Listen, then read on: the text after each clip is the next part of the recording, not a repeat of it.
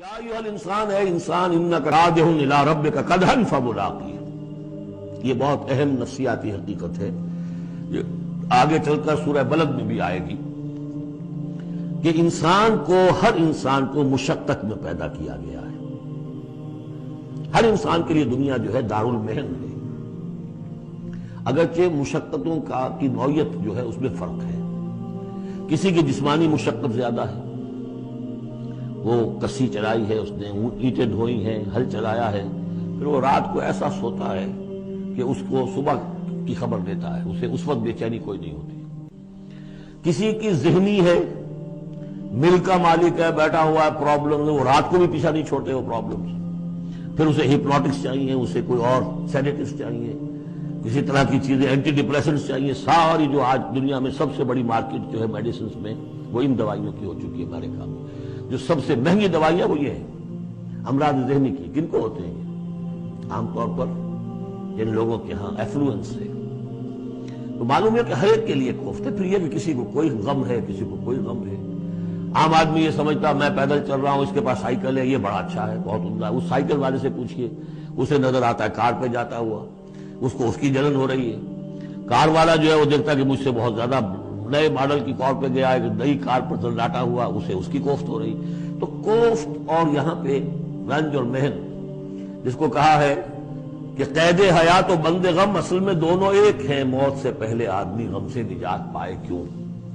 اور معاملہ یہ ہے کہ موت پر بھی جب نجات نہ ملی، اب تو گھبرا کے یہ کہتے ہیں کہ مر جائیں گے، اور مر کے بھی چین نہ پایا تو کدھر جائیں گے؟ وہ جو اب جو گھبرا کے یہ کہتے ہیں، وہ تو بات آئے گی آپ کو سورہ بلد میں۔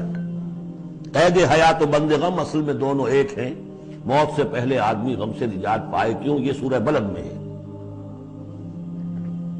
لیکن دوسرا مرحلہ جو ہے کہ اب تو گھبرا کے یہ کہتے ہیں کہ مر جائیں گے، مر کے بھی چین نہ پایا تو کدھر جائیں گے؟ وہ یہاں ہے، یا ایھا الانسان، اے انسان، انک کادح الی ربک قدحا، تیرا مقدر یہی ہے، تکلیفیں جھیلتا ہوا، بوجھ برداشت کرتا ہوا، کوفت برداشت کرتا ہوا، تجھے ایک پر دوسری پر تیسری کوفت اور تکلیف، اور پھر جا کر اپنے رب کے سامنے کھڑے ہونا ہے۔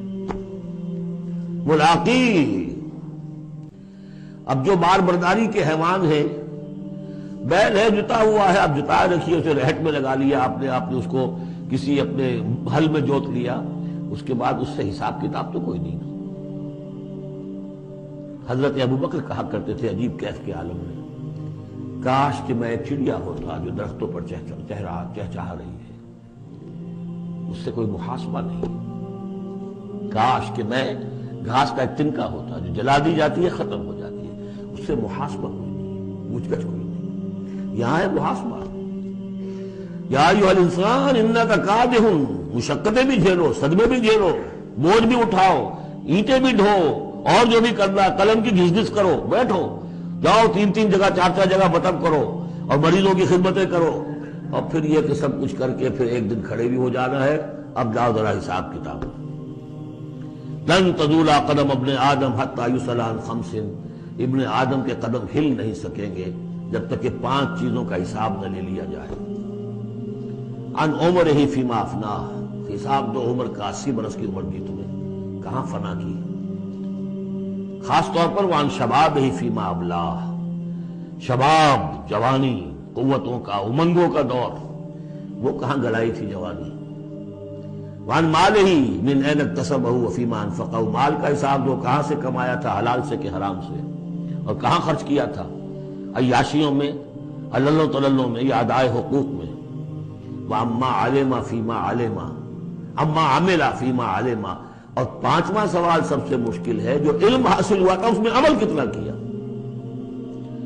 اس اعتبار سے ایک بات بتا دوں، برا نہ مانے، جن لوگوں نے پابندی سے یہاں یہ آج کون سا دن ہو گیا ہے، 25واں، ان کی سب سے بڑی مشکل ہو گئی ہے۔ اب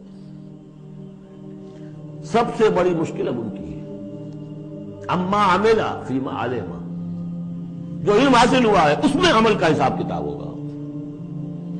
وہ غریب جنہیں موقع ہی نہیں ملا، کبھی کوئی ایسی صورت ہی نہیں بنی کہ ان کے سامنے قرآن کی دعوت آ گئی ہو، ان کے پاس شاید کوئی نہ کوئی عذر ہو۔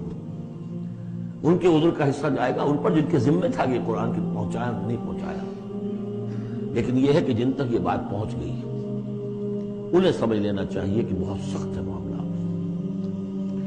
یا ایھا الانسان انک کادح الی ربک کدحا فملاقیہ فاما من اوتی کتابہ بیمینہ، تو وہ کہ جس کو دی جائے گی کتاب اس کے داہنے ہاتھ میں فسوف یحاسب حسابا یسیرا، تو اس سے تو لیا جائے گا بہت ہی ہلکا نرم حساب. وہ ہلکا اور نرم حساب کیا ہے؟ بخاری اور مسلم دونوں میں حضرت عائشہ سے روایت موجود ہے رضی اللہ تعالی عنہا، ینظر فی کتابہ ویتجاوز عن سیئاتہ واما من نوقش فی الحساب فقد ہلک. یعنی حساب یسیریہ کی کتاب نہ اس کا دیکھ لیا جائے گا بس ایک نظر سے اور اس کی خطاؤں کو بخش دیا جائے گا، لیکن جس سے مناقشہ ہو گیا، جرا ہو گئی، وہ ہلاک ہو جائے گا. حساب یسیر یہ ہے، کوئی مناقشہ نہیں، کوئی جرا نہیں، اللہ تعالیٰ ان سے نرم معاملہ کرے گا. وَيَنْقَلِبُ إِلَىٰ أَهْلِهِ مَسْرُورًا، وہ جب واپس آئے گا اس عدالت کے کٹہرے سے تو بڑا خوش و خرم آئے گا اپنے گھر والوں کے پاس کہ جان چھٹی لاکھوں پائے، اللہ تعالیٰ کی رحمت سے، اللہ کی مغفرت سے میرا معاملہ تو سیدھا ہو گیا. لیکن اب اس کے برعکس کیا ہے؟ وَأَمَّا مَنْ أُوتِيَ كِتَابَهُ وَرَاءَ ظَهْرِهِ، اور وہ شخص جس کو دیا جائے گا اس کا اعمال نامہ اس کی پیٹھ کے پیچھے سے. وہ کیوں؟ دینا تو ہے بائیں ہاتھ میں، وہ بائیں ہاتھ پیچھے کر لے گا، میں لینا نہیں چاہتا تو وہاں پکڑا دیں گے. یہاں حاضر ہے وَرَاءَ ظَهْرِهِ فَسَوْفَ يَدْعُو ثُبُورًا، اب وہ موت طلب کرے گا، کسی طرح موت آ جائے، میں ختم ہو جاؤں، میں معدوم ہو جاؤں، میرا وجود نہ رہے. وَيَصْلَىٰ سَعِيرًا، لیکن وہ داخل ہوگا جہنم میں. انہو کان فی اہلہ مسرورا، بہت اہم ہے یہ مقام.